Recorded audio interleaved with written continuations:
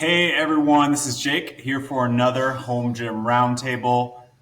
Have an awesome crew today. We have Ashton from Freedom Fitness Equipment, Joe from Garage Gym Competition, John Greaves III from from Garage Gym Life, and then Keith, aka the No Wine Cellar. We have a number of I think some pretty tough questions actually that we're going to talk about. We have new product releases, some kind of predictions for 2024. We're going to chat Rogue, and then first major purchase after the essentials. Before we get going, anyone want to plug anything they are working on or anything that they want to tell the audience? Yeah, I've got doing a strongman show in a couple weeks. It's in honor of Steve from Iron Junkies Gym. If you remember, he passed away this past year, so it's the second annual Cancer Hope Strong benefit. It's going to go in Rochester, New York. There is a website you can go to if you just want to donate anything for that. Maybe Jake will throw that in the link for you guys. Check the bio for that and help raise money for a good cause. I think the charity basically is to raise money for the housing where he was staying when he went to New York City. So it's it's a great cause. He was a good guy. Really missed. So anyway, anything you can do to donate to help that good cause, we'd appreciate it. And just a quick reminder, while everybody's celebrating Christmas, our first responder groups are still in the field. So we have a first responder program, but not going to plug that so much as if you have extra stuff lying around in your home gym that you're not going to use in the new year because you got gifts for Christmas, make sure you donate to those guys. Make sure it's good quality. Make sure you donate to those guys. Ashton, I thought you were going to follow up Keith's please donate with the, hey, you should buy our shit, by the way. So. I got a couple of things coming up. So this is Wednesday as we're recording this. So tomorrow I've got my comparison between the Mad Spotter hooks, the 2.0, and the original dumbbell hooks from Country Power. That's going to be releasing on my channel. And then next week, so the first Friday in January, we're going to be doing a live stream with some different people coming on, and we're going to talk about just goal setting for people who are trying to, get their fitness jump started for the new year, for 2024. Sounds good. Thanks, guys. I will plug in. You guys send me those links. I'll plug them into the link to the show notes here, and then also the next edition of Herald News. So, anyways, let's get rolling with topic number one. So, best product released in 2023. There were literally hundreds. This is, like I said, kind of a tough topic, but would love to hear what you guys think. For me, it's 100% the dial motion trolley system, because like everybody on here, I see a ton of home gym related products and then just gym products in general. And the dialed motion, their trolley system was the first one that made me stop and say, whoa, because, you see a lot of functional trainers, but except for, I guess, the UPS from Surplus Strength, there hasn't really been a viable way to turn your existing power rack into a functional trainer. Now, this is, about $5.99, and, I guess depends on shipping, but it says free shipping to the continental United States. So for me, that's the number one thing that really, really got my attention. That was like, oh, wow, this could be a game changer. Because now I don't have to, let's say I have a rack that's already customized for what I want. Now I don't necessarily have to replace that rack with a whole new rack just to get a functional trainer. And I like that. We did this topic over on Reddit, and what I said was, for my own personal use, we added the Freak Athlete Nordic Hyper GHD. It replaced a couple of different pieces in our gym. It added multiple things to our gym, and that has been the best addition to our specific gym. If I was looking at the kind of broader home gym community as a whole, I had a really similar answer to John, which was just the kind of the better rack attachments that seem to have come out in 2023.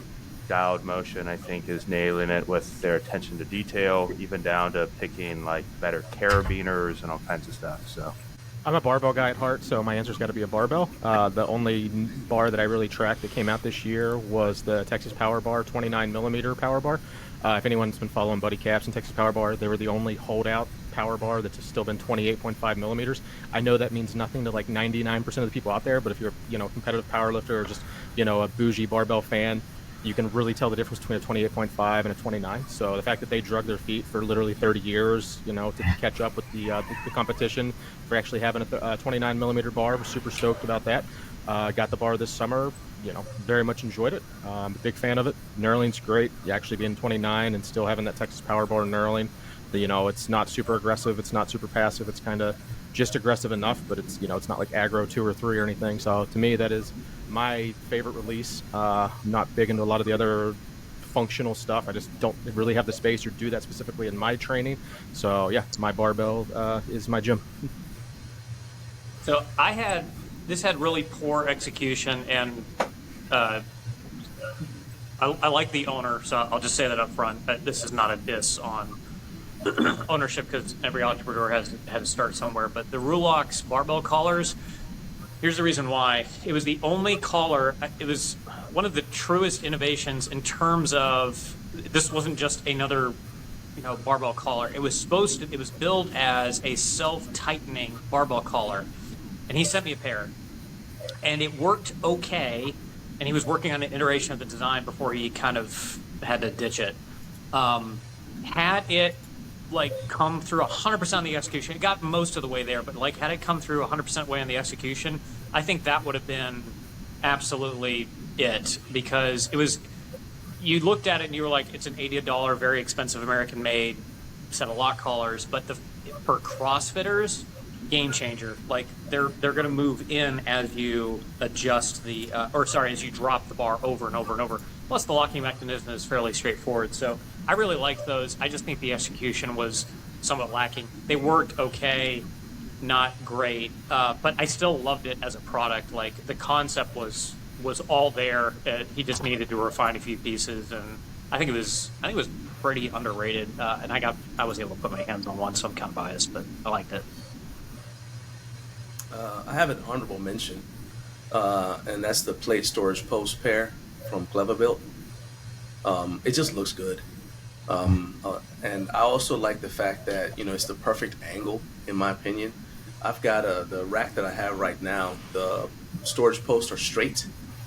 And so when you rack the weight, so the posts are mounted on the back of the rack. So when you rack the weight, the plates slide off, because there's nothing to stop. It's not as tight to the inner ring of the plates, and it's also straight across. Whereas if you have a post like the Clever Built one that's slightly angled up, then gravity's just gonna work in your favor, and I really like that. Plus, it just looks good. They've got a lot of attention to detail with all their stuff, and this looks good. Cool. I'll throw mine in there. I would love to hear what you guys think. And this is a product that, just went for pre-order yesterday or within the last week. But I'm going to go with the VTS from Bulletproof Fitness. I think that looks awesome, especially with the interchangeable handles. And I know adding a Smith machine isn't necessarily something that every home gym owner is going to want to add. But I think this looks cool, and it looks like he's going to build off of it and continue to add to it. So I'm going to go with that. All right. No arguments? I'll let you know at home gym con Smith when you try it out. guy, so I can't compare it to. I couldn't tell you the last. I think the last time I used a Smith machine for anything was in 1997 when I was working at a public gym. There's only 2 uses that I have for it. So for me, it's not something that would move the needle. It's just not on my radar. All right. The Smith really just depends on if you're doing any kind of, I would typically say bodybuilding training, right? Yeah. So we have one on our Inspire FT2. My wife uses it pretty much every week for her RDLs. We use it for rows and different things like that. It's not perfect on the FT2. Something like the VTS would probably get used more often. And I mean, I'd use it for, I mean, he even has a leg press attachment coming out for it, right? So, I mean, there's a lot of, and now, will that be good? Will it be able to hold up what you load a leg press with 500, 600, 700 pounds? Like, is that going to be a pain in the ass?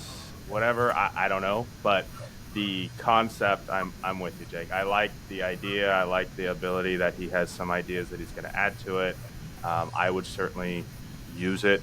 My only negative would be, is it going to be kind of like the isolator? My struggle with the isolator was it was in the way a lot.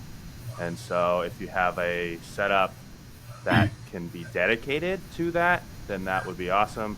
If it's on your one and only rack, do you have two fairly large items that are in the way all the time would be my only potential concern. Totally agree. The second space would probably be needed.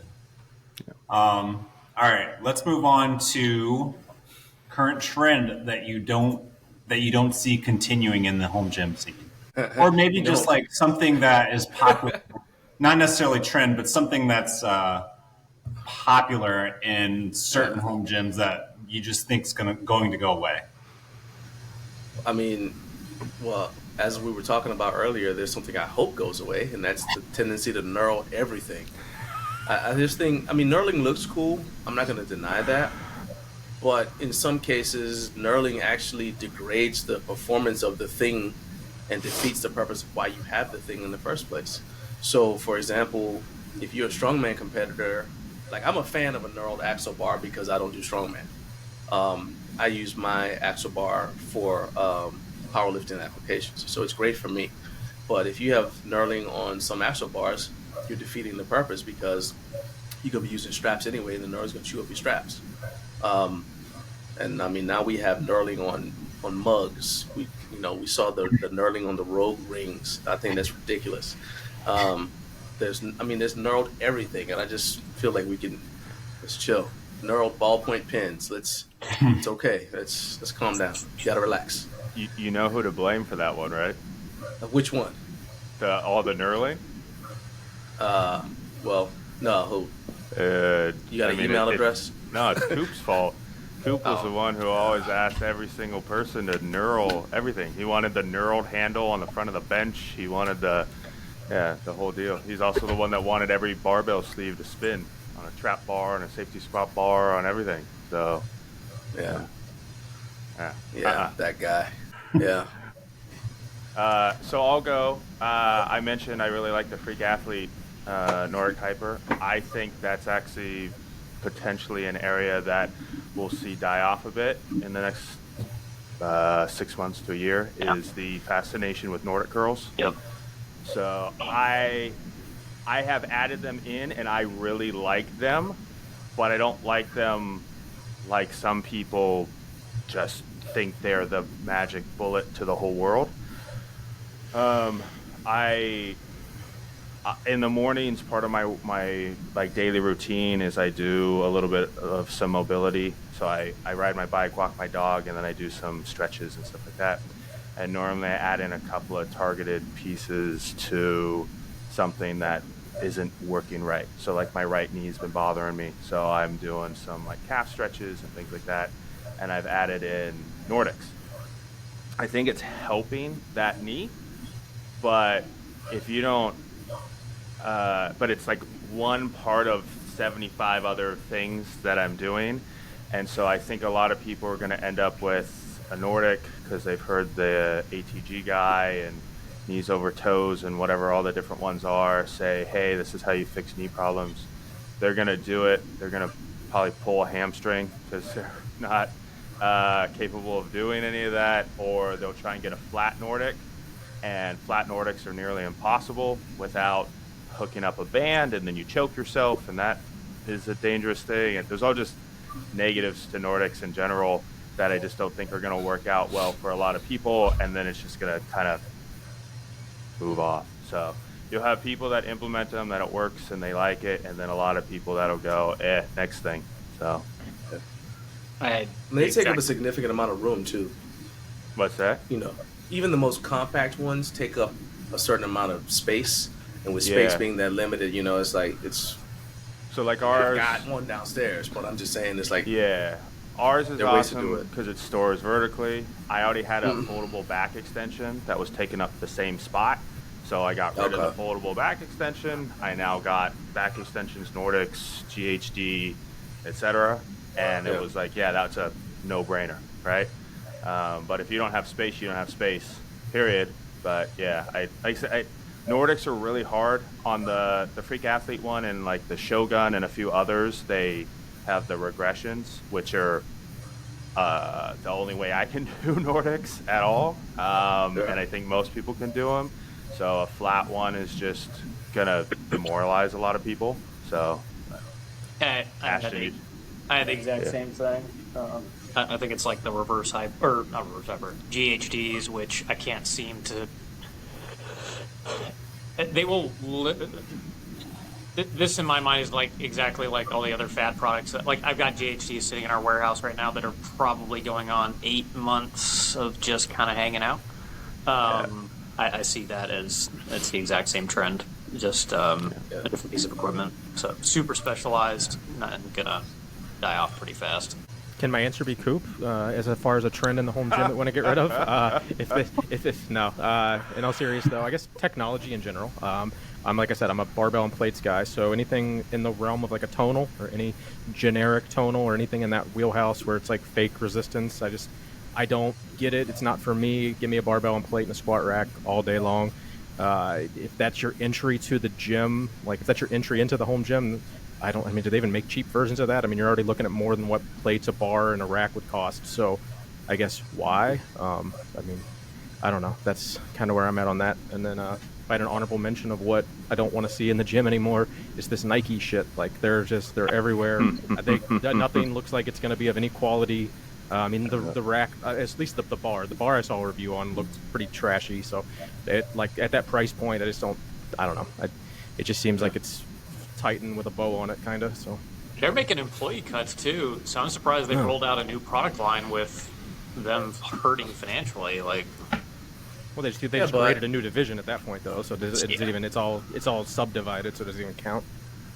and Well, I mean, I was gonna but- say, but, I mean, uh, you go know ahead. they're going after profits. They're cutting people so that way they can make more money. So Well, they probably cut the team that designed that stuff. Hey, you designed all of our equipment. We don't need you anymore. Thanks. So, I don't remember which episode it was, but you had Peter Keller and Sean Crandall on, Jake, and they were talking about it. And one of them, I don't remember who, mentioned that there's some sort of show. And so and basically Nike created the weights to go with the show, this sort of fitness show or gym, something like that they have coming up. And so they wanted to outfit, these studios. So they wanted to outfit their studios with their branded products. So I don't even necessarily think that they care about the home gym community necessarily. I mean, if we buy it, sure, but I don't think we're their audience. They want to get the people who are,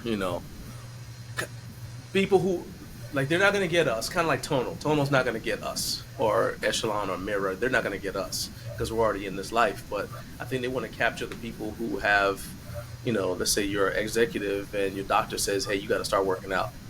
And you've got money, but no clue about this sort of thing. So, rather than spend a ton of time, you're like, look, I just rather offshore this to somebody else. So I'm going to go join this Nike studio. And they just want everything to look, a little bit like the branding to be consistent throughout, So I'd say, I had my massage therapist for a long time was a personal trainer as well, and I remember him talking about that concept, kind of what you just said, John, of he had to pick his gym equipment to match his typical audience, and he had to pay attention to like the naming and stuff like that. So he was trying to pick things that made it look and feel like the place that he thought they wanted to walk into. And so if you're setting up a private studio and someone walks in and they don't know Rogue, Rep, whatever it might be, they know Nike. So do they walk in and go, oh, Nike, this must be a good place, right? Yeah. Like they know what they're doing from a gym stance and stuff. Yeah. So that makes sense.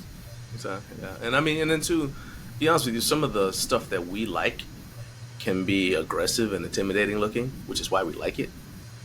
But you get somebody who's like 70 years old, or like I interviewed Teresa Burkett.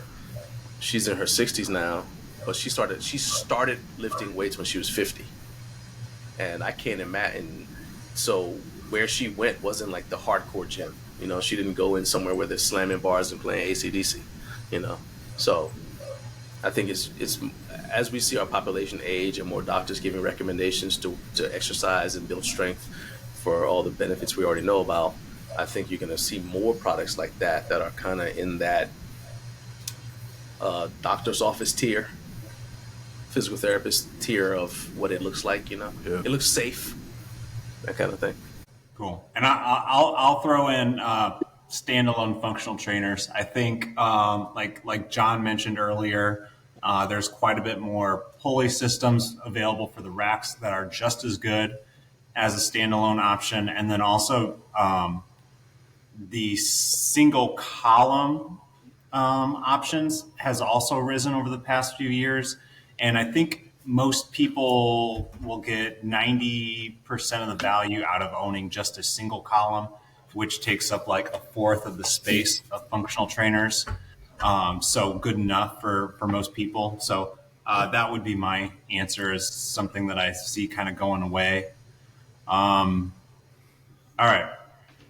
Next up. And let's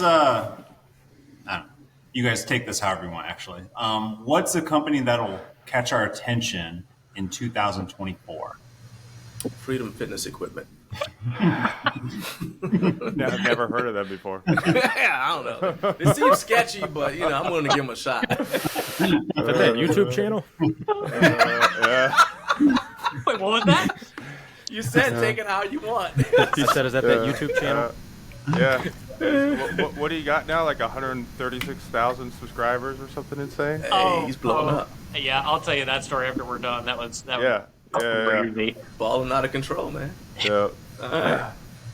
What's that sketchy guy running a shed up? Honestly, man, I hope Dialed Motion continues to step up their game.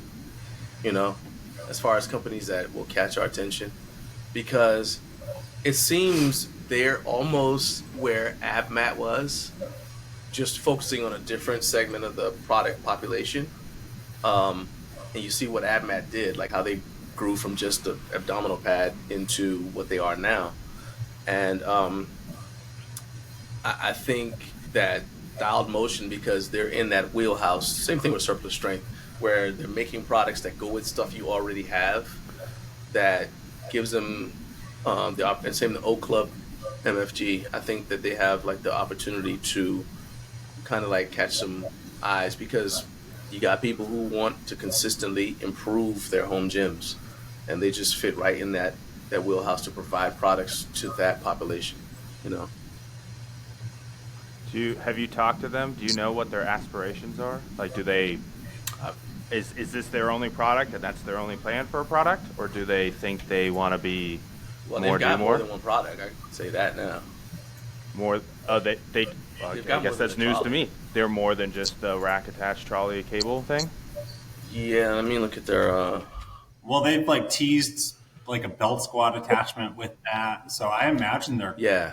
It seems like they're going to go for it. I mean, they're going to Home Gym Con. Like, yeah, you know, you wouldn't go to Home Gym Con if you didn't like think like I'm in this for the long term kind of thing. So. Yeah, I just wasn't sure if they were like, hey, this is our product. Done. Right? Okay. Yeah. They seem like sharp guys that think they have a chance. So cool. So, I mean, to answer what you're saying, I think everything is like branches off of the rack attached trolley kind of tree, but it's more than just, you know, just the trolley thing. So then, like you said, the belt squat attachment and that kind of thing, their sidewinder or whatever. So I think Sorry, I got cut off there earlier, so I didn't come and call, and it just completely cut me off the podcast. Echelon, I know you guys were talking about smart technology and not being a huge fan, and I get it, but the subscription fatigue is starting to set in with a lot of these manufacturers, and so the Tonal, Peloton, Echelon-like groups, I think Echelon's going to surprise everybody next year. I don't know how much of this I'm supposed to be sharing or allowed to share. I probably should have run this by my rep before I said anything, but I'm going to say it anyway. The whole subscription based programming is going to change for Echelon in 2024, as in maybe the lack thereof. Sweet.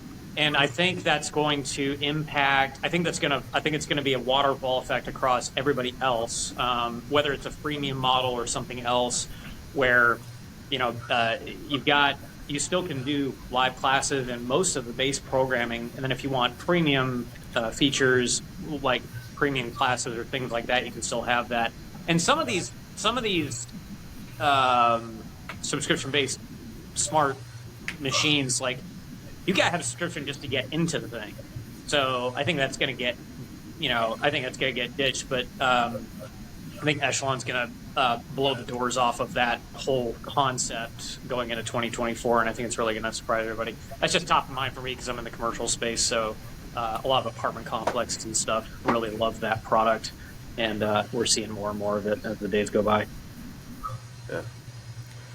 This was the hardest one for me to come up with an answer for. Honestly, went into the podcast without an answer, but it was just kind of hit me. I'm kind of a gatekeeper to what I let into my gym, companies that I kind of value. So a new thing I got for Christmas is a pair of barefoot shoes, and the actual company Barefoot, not just a pair of barefoot shoes. And damn, dude, they are so comfortable. It took like a day to get them broke in because my right foot is like 20% bigger than my left foot, so my right foot was a little tight. But by the end of wearing them the first day, it fit like a glove. So that's something I think people are going to, that's something I would keep your eyes out on. It's just, that's kind of home gym adjacent, but for me, it was the only thing that it's the only thing that kind of hit the mark of something that I wasn't already supporting or already knew of or already, valued highly. So to kind of answer that question, that was the best way I could. So barefoot shoes. Yeah, I like barefoot. I've been wearing them for a while, and I really like them. They're not wide enough. Really? Yeah, You must have even. I thought I had big shoes or big feet. Yeah, I wrote a whole write-up. That was my article last week, was on wide shoes. And I've tried probably close to a dozen over the last handful of years, and looks like a they're they either don't fit, or they fall apart, or they're way too expensive, or some combo. And the weirdest one is the ones that I'm wearing right now. I've been wearing consistently for the last couple of years, are like $40 on Amazon. Wow. It's just some random company. Yeah. So they work. They're good. They last like a year. It's bizarre. So Joe, I had the exact same. So I've still got them. They're it's called Tesla, TSLA without the E, and it's pretty much a barefoot shoe that was like $30, just like yours, on Amazon, and they've lasted. Actually, they lasted more than a year. They've lasted several years now. I bought like a bunch of pairs and found the size that fit. Best thing ever. Because I have a weird foot, like really wide toe box, really narrow heel, nothing fits. So. Yeah. Mine are, like I said, like $40, and it was. I think mine are going on 8 months, and they're still together.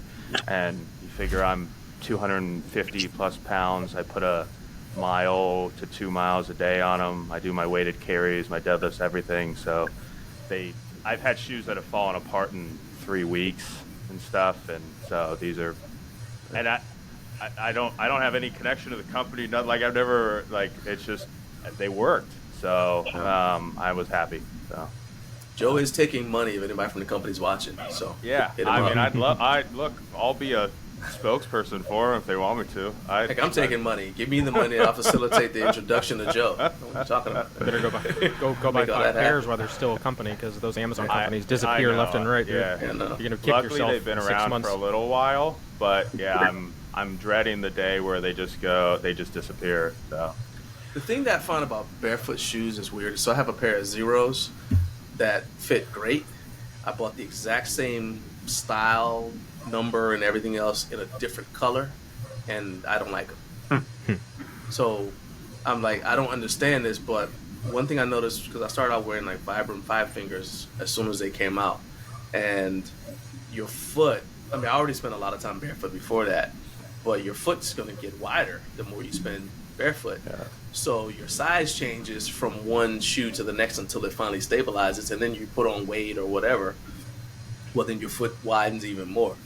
But it's surprising to me that barefoot doesn't have a wide shoe, given, I mean, I've never met him in person, but Chris Duffin looks like he's got a paddle, you know. So I would assume, and I mean, the people that he hangs out with are all really big guys, so I would assume that he would make for that population first. But it's interesting. I got two that kind of came to mind. So one is Chris over at Mutant Metals. So talking to him, he's looking to launch. He's got a lot of creative ideas. He's been sitting on them for a while, and I think 2024 is finally going to be a year where we see a lot of his new stuff come out. He's got a lot of creative ideas to use stuff that people already have, a lot of it being from Mutant Metals items, so you get kind of more bang for your buck. Everything Chris has made that I own is fantastic. It's gorgeous. It's overbuilt in the best ways possible, and he's just an awesome dude. So hoping 2024 is a good year for him. And then the other one is, so I don't want to be that guy, but like I've mentioned Freak Athlete every time. Benji actually lives, so he's the owner. He lives just a little bit south of me. He came up and we chatted for about an hour or two, and I got some inside scoop on a few products they're working on that I think are going to be pretty big for 2024, assuming they hit the targets that they're looking at. Their ideas in general seem right on the money. They're not trying to, I don't think they're really trying to create something that's never been created before, but they can see they can see products that are out there that people like that aren't perfect yet, and they're trying to kind of nail that piece. So, yeah, those are my two. Cool. I'll throw in a few off the top of my head, and this is based off of, you know, when I think of Home Gym Con, it's people that really want to show off what they've been working on. That's kind of one of the main things. So I think, and nobody has told me specifics really, but I think some of the companies that come off the top of my head that have like shown like, we want to do this, we want extra space, we're signing up right away. Freak Athlete was definitely one. Titan Fitness, they're very excited to showcase some things. I think Rep, it's hard to not say Rep, but I think Rep's going to have like a ton to showcase. GetRx and Xebex, and Ashton, I'd love to hear actually your thoughts on Xebex, because they seem like they've been, and especially like what you were saying as far as like a lot of people still are kind of just like the mainstream is more into like cardio still, and those are what the biggest sellers actually are, not like really what we talk about. Man, who else? PRX has shown quite a bit of excitement. Like they say they're going to be releasing products. You know, like I don't know exactly if I'm supposed to say that, but yeah. So I think those are the ones off the top of my head that are like pumped to showcase things at Home Gym Con. But Ashton, what about Xebex? Because they're releasing some cool stuff. So GetRx in general, or Xebex with the cardio? Specifically, the cardio is Xebex. Yeah, I mean, so I like them as a company. I think they're really, so everything we've sold from Xebex or GetRx has been really nothing short of phenomenal. And the versioning that you mentioned, I think in one of the previous podcasts, is really what sets them apart. So like version 4 of their benches and version 8 of whatever it is, like the quality differences, and they're still an import company from Taiwan, and I love what they're doing on the cardio side. Do I want a treadmill with a built-in sled feature? Maybe not, but at least they're trying it out to see if it works. Do I think that they have better products with more features than Concept 2 or other treadmills on the market that have like a similar design style? Oh, 100%. You're getting way better value from them than you are from pretty much anybody else, and the pricing is unbeatable. The only things that I have issues with are if you're just doing side-by-side comparisons with, say, their air bike to, say, the assault bike or their rower to the Concept 2 rower. Sometimes if you're not looking closely at what the feature set is, you'll think, oh, I'll just go with Concept 2 or go with Assault, when you're missing out on a bunch of different stuff, especially like those smart screens that they're starting to implement with pretty much all of their products that really set them apart. It's just, like you said, there's a lack of actual innovation and improvement in quality with a lot of other manufacturers. Xebex, for whatever reason, just continues to ram down the upgrade train with all of their cardio stuff, and they just don't stop. It's awesome. I will say, from a distributor standpoint, it annoys me because their margins aren't that great, but at the same time, that also translates into really good deals for the consumer. I don't know. I can't fault them for any of that. What was some of the other stuff? I'm just trying to remember. I don't have my screen in front of me. They did the treadmill with the sled function. What else did they come out with recently? Well, they have two different treadmills like that. And then like the big thing is like they're on like version 4.0 of their rower. Yeah. Whereas like when was the last time Concept 2's updated the rower? So I'm not saying like Xebex rower is better than Concept 2 rower, but they're still focusing on making it better. Whereas I don't know if Concept 2 really is, because everyone's like, oh, this is the standard. We're never going to change it. I'm gonna rant about this for just a hot minute. So there's a couple of different things. So Concept 2 has taken if CrossFit and Rogue did not exist, Concept 2 would not exist. I'll just be straight up. There are so many products, including body solid products, that are far superior to what Concept 2 is offering and more durable. I have a rower that sits in the warehouse right now. It's 20 pounds heavier, has a fixed arm, like 10 times the rower has come back for service like once in a lifetime.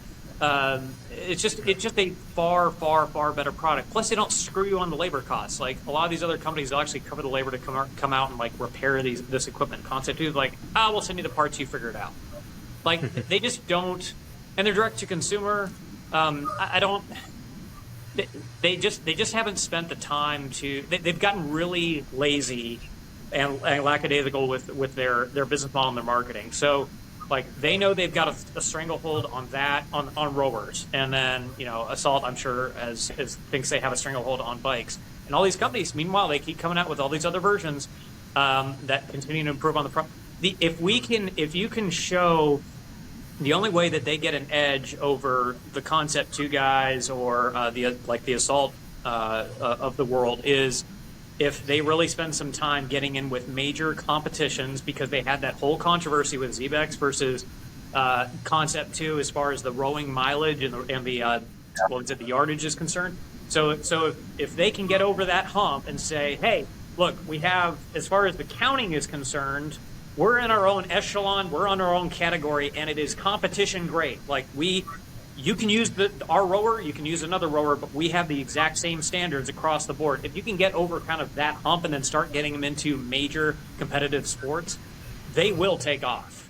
Right now, like you said, Jake, they've been flying so far under the radar, improving their product like crazy, but the marketing is enormously lacking. But for anybody who hasn't checked out these products and listening to this podcast, Xebex and GetRx in general is wildly underrated. I quote them out all the time for commercial clients, police departments, fire stations, all that stuff.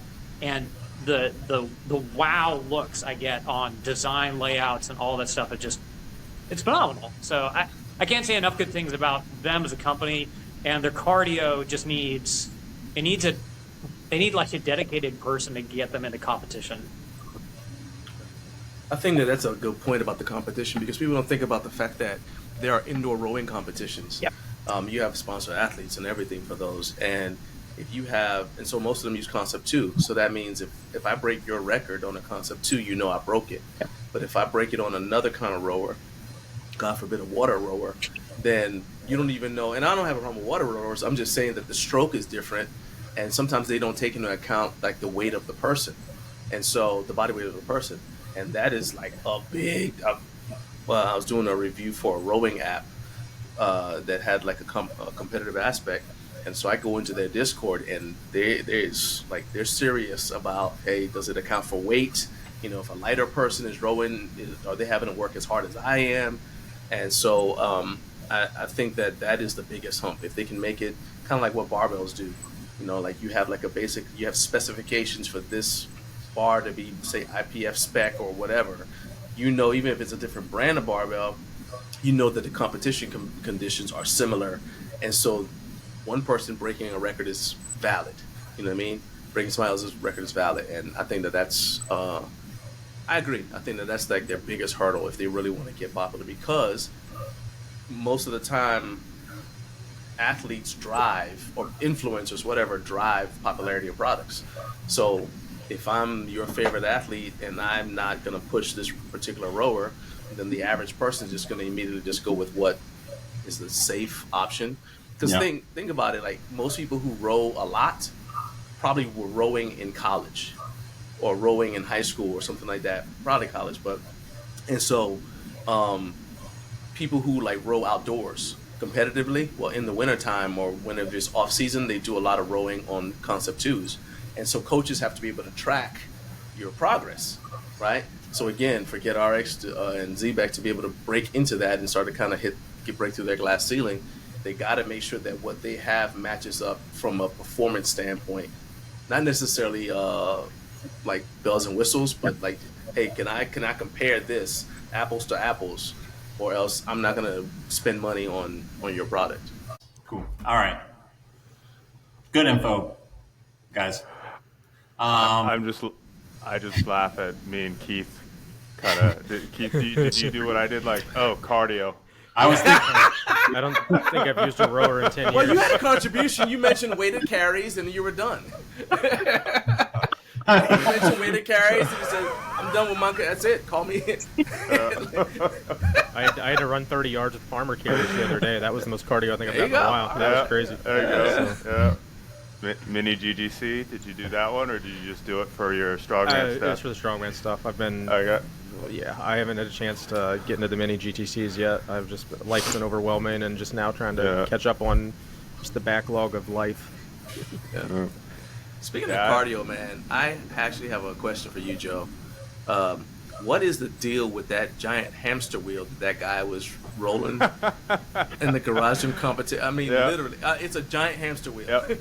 I was like, what is he doing with his paycheck? What is this? So his gym is called the Milk Barn. So he owns a farm, and so the mini GGC this year, we had 3 like categories. It was push, pull, and I called it grab bag.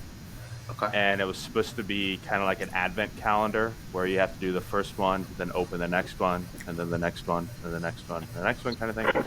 So when you get to the final stage of the grab bag, it literally just says, do whatever you want.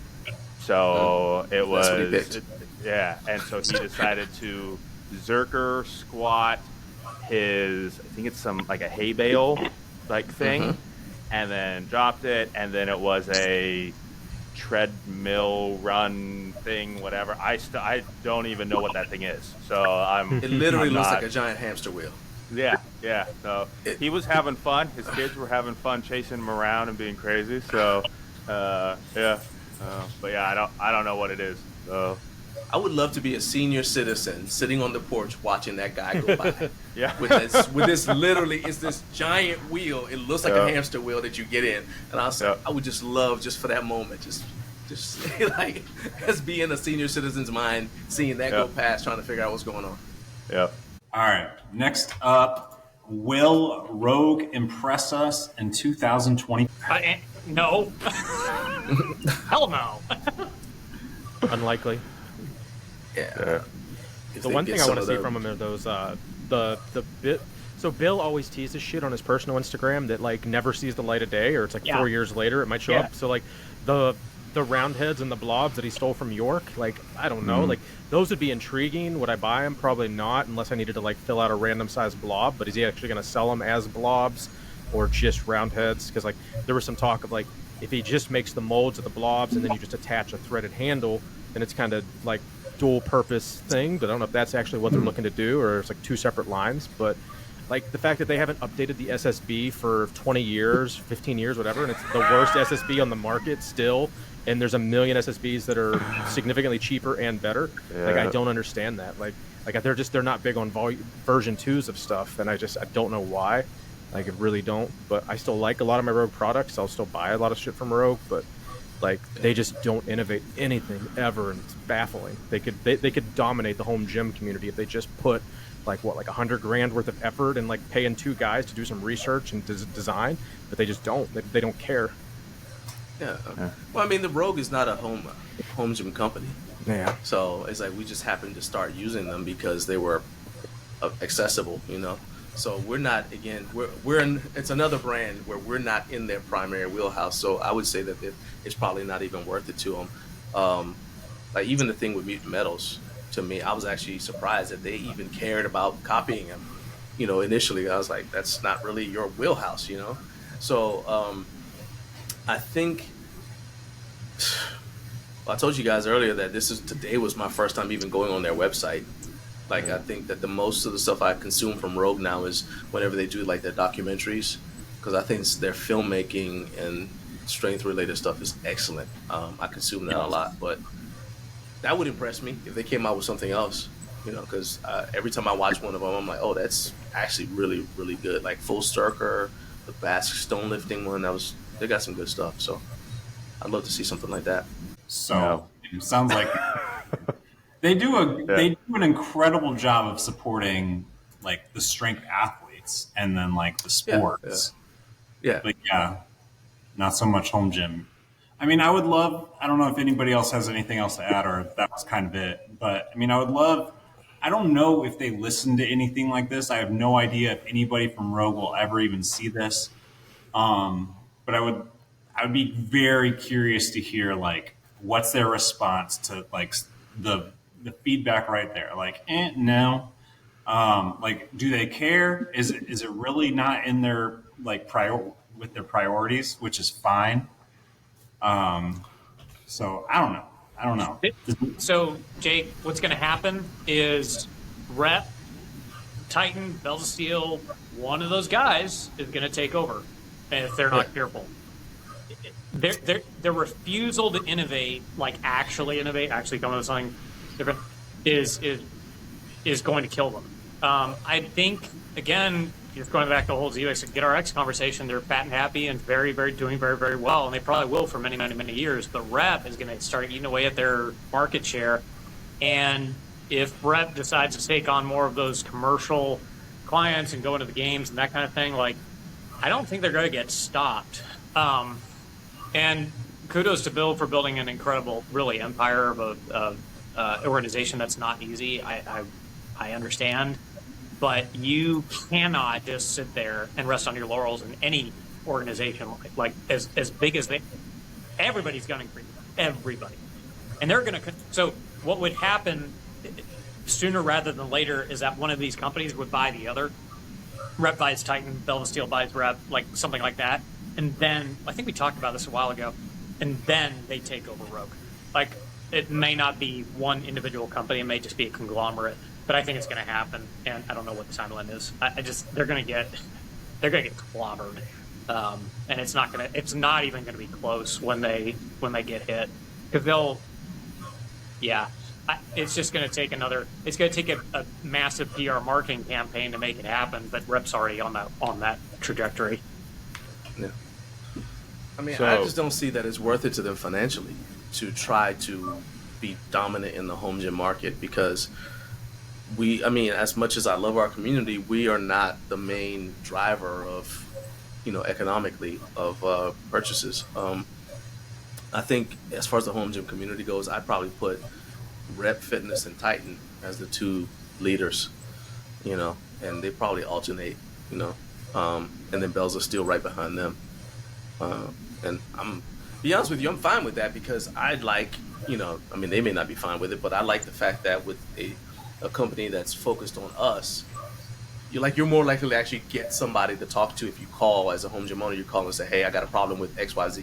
You're going to get somebody you can talk to and reason with, for lack of a better phrase, at Bells of Steel, Titan, or Rep. And at Rogue, good luck. So I like the fact that we're in this little niche or whatever, and I go to Rogue when I need like a bar hanger or something random. Yeah, Ashton, my question to you was going to be, so when you're talking about somebody taking over Rogue, are you I'm assuming you're talking about purely the home gym market, not necessarily like Rep / Bells / whoever is going to kill Rogue as a company, right? No, company. Okay. Yeah, because Interesting. and Jake and I were talking about this on another podcast a while ago. It would take the existing competitors to Rogue merging with another company that did really good on strength and cardio equipment. RX might be a good example. I don't know, but like have other, and then they take over the commercial and the home gym side, and Rogue exits. Like now, it's going to be a market share battle up until Rogue declines, but then eventually Rogue's, because when you get to a certain point, bureaucracy and red tape take over and you stop innovating, and that's permanent. Like, unless you have a massive cultural shift, which I haven't seen from Rogue, like, we're going to completely change our philosophy from the ground up and fire a bunch of people to make this happen. Like, they're going to continue doing what they've been doing, even if they do get challenged. So, like, the fight for survival might kick in, but I think it's going to be too late by the time that happens, and I think they're just going to eventually die. Now, again, I don't know about the timeline. It might take for freaking ever, but I think it's going to happen. I mean, so let me think about that, because Rogue is supplying, as my premise is that they're supplying gyms, schools, public gyms, schools, and facilities like that, probably like law enforcement facilities, I guess some military installations, things like that. Well, I mean, you've got a product rep who's going around and he's selling that stuff. They're going to commit places like IDEA, and showcasing their stuff to these people there. So, they're not even.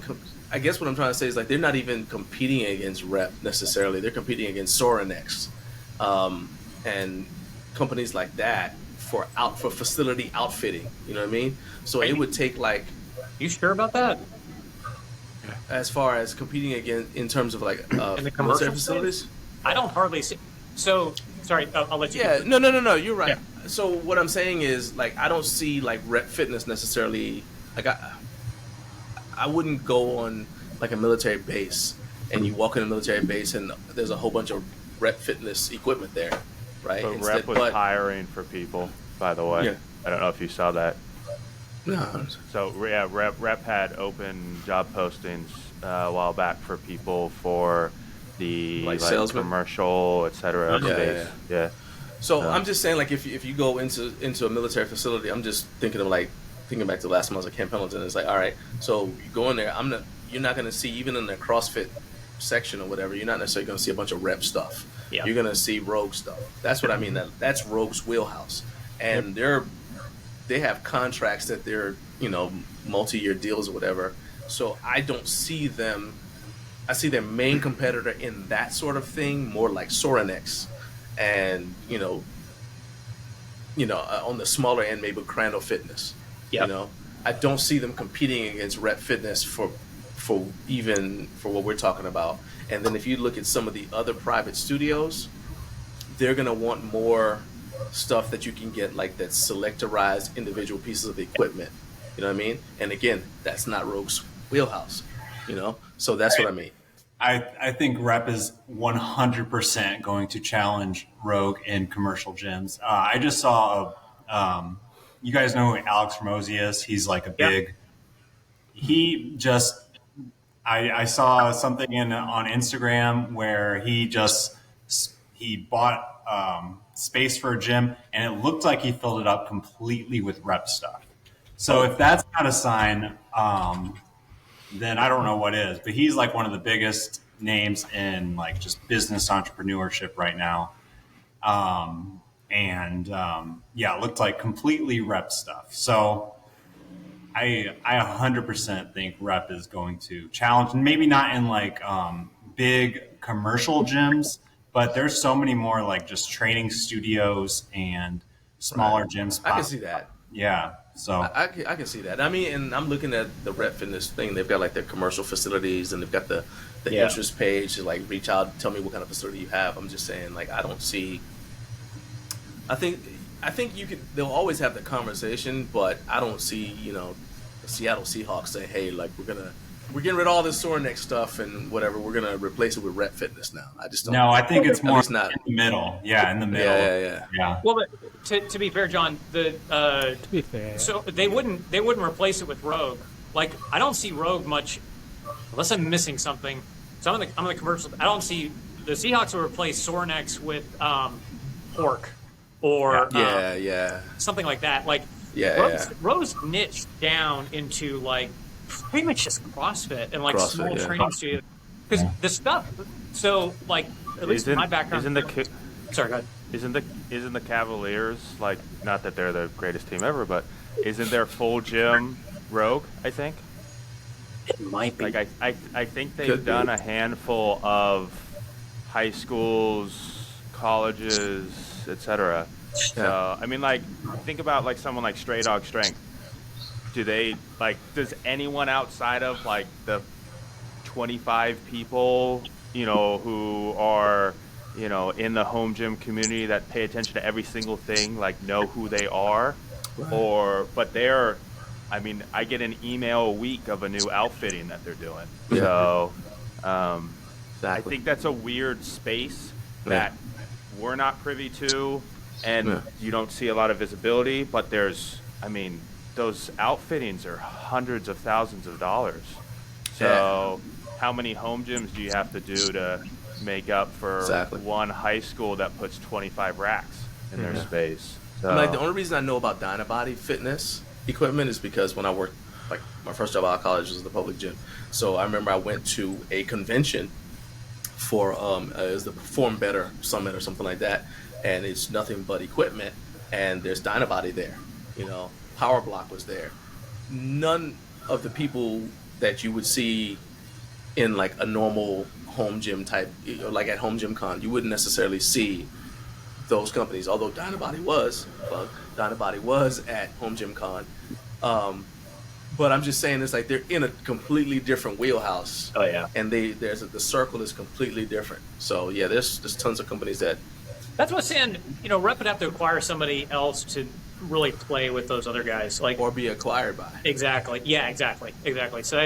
So but I don't. But the point I was pushing back on was Rogue being more in like commercial spaces other than CrossFit, and I don't really see it, because even with fire departments, their stuff's like 3 times more than it should be, and those guys literally cannot afford it. Same thing with most of the colleges. Even the custom stuff, like in my neck of the woods, is Wright, Williams Strength, or Total Strength and Speed. Right. And that's honestly about it as far as like collegiate and high school outfittings. And even their custom stuff, I think, is fairly reasonable, even compared to what some of the Rogue stuff is. So, like, their Rogue plays a little bit in the home gym. I don't know. I have mixed opinions about this. I think they're more in the home gym space than people think. But as far as like being a commercial setting, like CrossFit seems to be it, training studios, and then outside of that, I don't see a whole lot of it. Not to say that they don't play in it. It's just, I don't know if there's as much competition in that space as maybe we're saying. Right. I mean, I think so. Their entry into the home gym space is when somebody who belongs to a CrossFit box decides they want to start a garage gym or home gym. Right. So they're always going to have that little entry point. But I mean, you've got, they've got their GSA contract information on the Rogue website, so I think that their wheelhouse is more like smaller units, maybe spec ops and whatever, because they've got the angle with Josh Bridges and things like that. So basically not us, you know. Yeah. So I think that's the interesting part when you start talking about like the business side of things. Like I had a company reach out, they wanted to do an AMA on Reddit, and I'm kind of the gatekeeper to that. Most of the time the answer is yes, but sometimes it's like I don't know, right? Like you don't offer enough to have a discussion about. right. So this company had like 2 barbells, they were chrome plated, that they stamped their label on the ends, and they offered, I think it was bumpers and iron that were also rebranded. That was all they did, right? Mm. And I got told Keith's them, attention. yeah, barbell, what? Sounds like a big pass to me, buddy. Yeah, Not a big white yeah. label As soon as I said chrome, he was like, "Oh, get out of here." Yeah. But like that's what I did, right? I was like, okay, your stuff is so budget, low barrier. Like it's like I'd find that on Amazon, right? Right. And their argument was, well, it's a good price, right? And I said, yeah, I get that. But you're not offering, like, the questions that the AMA would cover would be, why do you make that bar and not anything else? They would have got roasted And that on might the be it. AMA for sure. Right? Yeah, like, they would literally, there'd be like 5, 6 questions, and then they'd burn out, and that would be it. Yeah. And then I followed that up with, I said, now I'm not telling you to change your business model, right?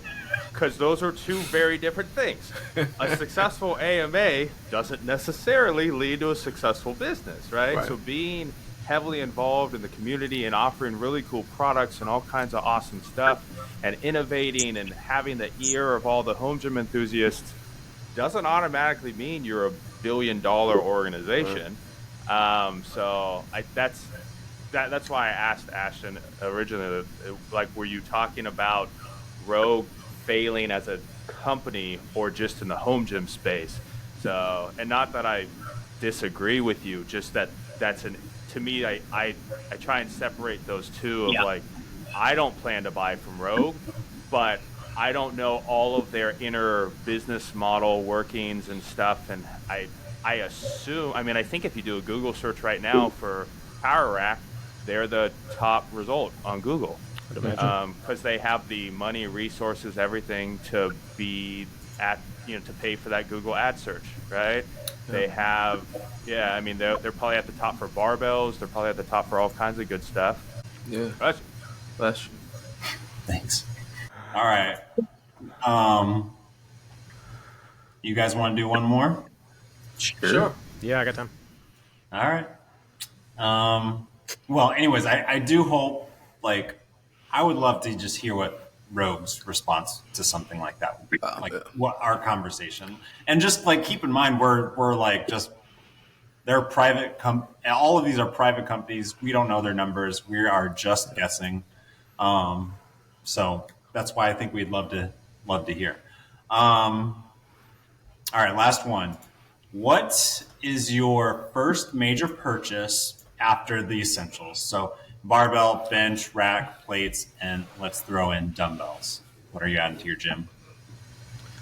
All right, so I need clarification. Are you asking what I recommend to people or what I actually purchased after I got the things you just named?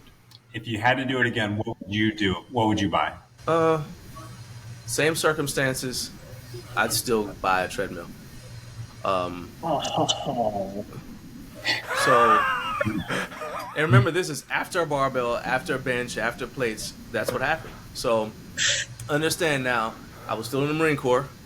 I was still thinking about going back to fighting, so I needed to stay in shape. And I had young kids. So, lifting was fine.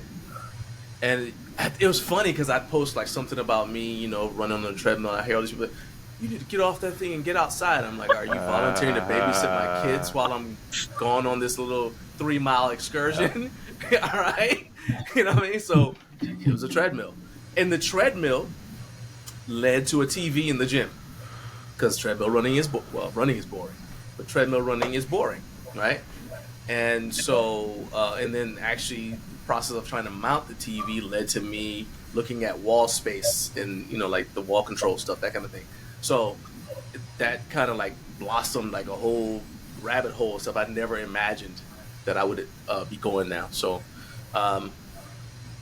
it's a toss up between the treadmill, or because of what I did at the time, maybe I would get a heavy bag first before the treadmill, just based on what I'm saying, because I could skip rope or whatever. Same result. For me, it would my first purchase after all those was probably the lat pull down with a low row. If I was to do it again, that would definitely be what I recommend to people always. For me personally, it would probably be a specialty barbell, but it'd be like 1 and 1A. It's like I put like the Duffalo bar, an SSB, and a Swiss bar, all like all those are like almost essential for me. But the lat pull down with a low row, like I would probably take that over those, just if I was only having 5 things in my gym for the rest of my life. The other ones are just to help work around injury and prolong how often I can train and everything. But for everybody that's just kind of building out their gym, some kind of pull down with a low row. Don't waste your time with anything that doesn't have a low row capability, because that's just a waste of space in my book. Actually, I just thought of something. Well, now you got me thinking like something practical. No, I would also say, because you can, it's just like something you can throw in too. Garage door screen. Yeah. Because just try running on the treadmill with your mouth open and bugs flying in there. Or, not saying this actually happened, but I'm not saying it happened. You're coming up out of a squat and a fly from outside, man. Just. That's the worst. Yeah, I'm not saying it happened. I'm just not saying it happened. Oh my god. I'm going with something similar to Keith. Mine would be like a multifunctional cable setup of some kind. So the big one that I started with was Ironmaster. So I had the Ironmaster bench with the dumbbells and the lat tower add-on with the leg extension, leg curl, all that kind of stuff.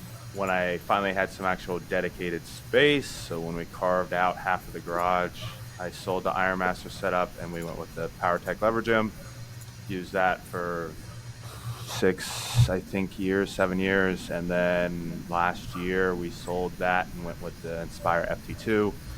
So something that gives me the opportunity to round out and do just a whole host of stuff.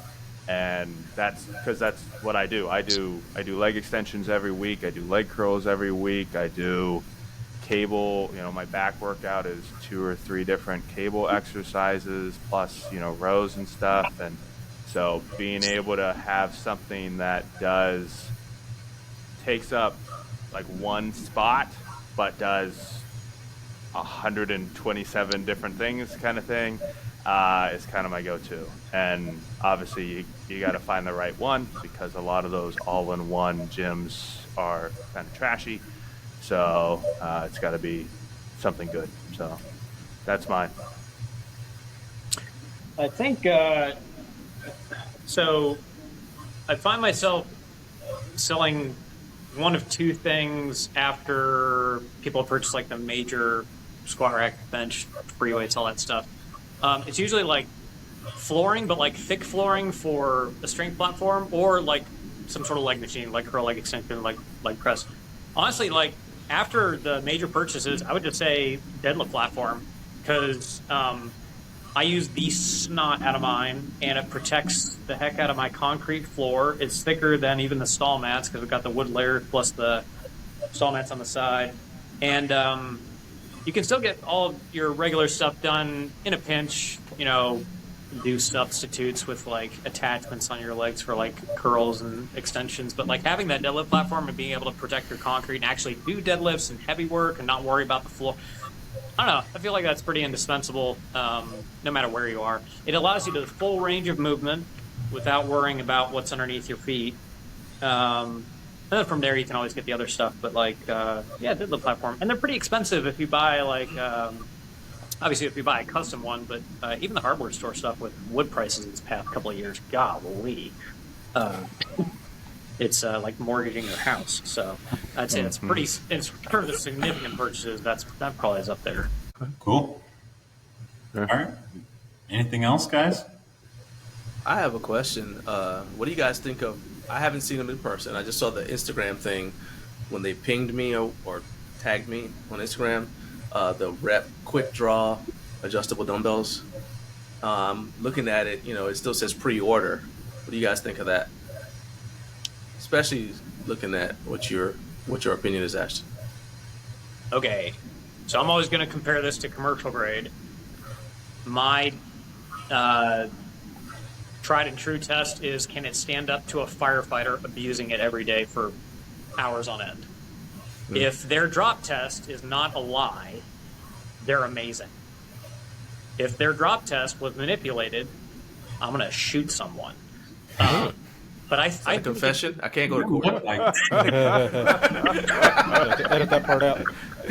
Fix that in post. Oh, I cannot tell. So they did the drop test comparison, which I actually really appreciated with all of the other brands. And I think it looked legit because they were dropping it on corners. I didn't know they were drop. So I'm not going to shout out the entrepreneur because this didn't end well, and I ended up not really liking the product. But there was another guy that had a quick adjust handle with some metal plates on either end, and I tried dropping it because I want something that you can actually drop that's quick adjust. And what Rep made, right around the same time, seemed to be the answer. The only concerns I have about long-term durability and can you drop it off of a building? Can you actually drop it off of a building, or was that just editing? And were there 50 drops before that didn't make the cut? That's the question I have. But if it's legit, my goodness. If they had a distributor program, that would be wonderful. But I don't know. How heavy do those go up to? Didn't the first pair only go up to 30 pounds or something? Or am I No, misremembering? I think they went to 60, right? Okay, Here. maybe. Okay, then that sounds right then. I remember them not being the same size 60. as all the other competition. They're Maybe that's how making they're them able to. 120. So 30, 40, 50, and a 60 right now. Gotcha. Did you? Okay. Largest adjustment Jesus. Is that real? Okay. That's we made. Okay. so. My favorite part of that is where it says And we trained professionals. And I said, what exactly is a certification program for whoever's going to participate in this? How good is that? That was a funny That's parody. amazing. Yeah. That came out while we were doing this. Oh, wow. Oh, Okay. no way. That's hilarious. That's hilarious. Look at me on the cutting edge. I love all Those the are familiar faces on the ones commenting already, too. There is Yeah. this is for parody purposes. Okay, you guys see that? Yeah, trained professionals. That's funny. Look at Joey. Yeah. They're gonna be so many people that think that's real and just don't register that it's not. There's gonna be someone that has a bad opinion about Rep for the rest of their lives now because they glance at this video and they're like, that's the dumbest thing ever, and they're not gonna register as a parody. So this gives me an idea because we're always thinking about content. It would be cool if you had one of these where we just react to commercials. Oh my gosh. Like a whole bunch of it just come on. You Yeah, just we should do that. throw up whatever the Instagram is and say, all right, let's just react to this. What do you think? I think that'd be kind of interesting. That would to be people. good. Especially since you're so video based, you get as much traction on YouTube as you do your podcast probably. Yeah. That was good. That was amazing. I was just checking my phone funny. to see if I got any DMs, and I saw that was the first thing that popped up, and I was like, we got to talk about this. I didn't hear any of the that was good. Well, good way to end it, right? Oh, yeah. Yeah. All right. Thanks, guys. Tons. Appreciate it. Anything else for him, Jake? Where's the stop? There we go.